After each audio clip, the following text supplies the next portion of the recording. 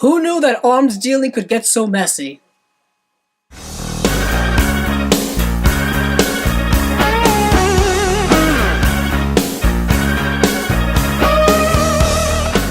Free Fire is directed by Ben Wheatley, starring Brie Larson, Cillian Murphy, Sharlto, Copley, Armie, and Jack Reynor. Before I go into this review, I just want to say there will not be any plot spoilers. This film is set in 1978 Boston, where these two groups of people come to meet for an arms deal.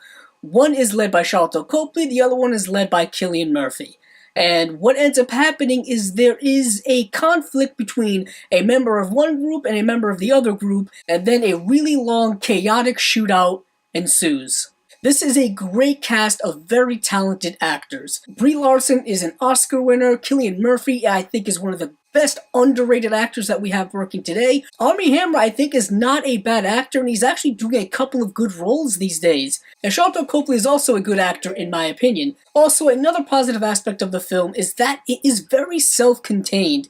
This film primarily takes place in one abandoned warehouse, and everything in the film is contained in here. When you have a film set in one location, it takes a lot of skill, a lot of good writing, a lot of good direction to keep an audience interested in what is happening, and I will definitely say that Ben Wheatley does a good job in that respect, at least in my opinion. I found myself relatively engaged throughout the film. Granted, I will definitely say, while the film is generally well paced, it tends to drag a little bit. Because one of the main negative aspects I have with the film is that it is a very thin plot. It's a very thin concept. It is stretched to its absolute most. I would also say the film is tonally interesting. While I wouldn't say it's kind of all over the place, I would say that there's a lot of mesh in tone. The film is darkly comedic, it's dramatic, it's an action piece, it's all of those meshed into one. It's really chaotic in its approach to storytelling, and also in its approach to filming techniques. This film is shot and edited rather chaotically. A lot of the cinematography is done with handheld, there's a lot of fast-paced editing, and I think a lot of that is to show how crazy this whole situation is.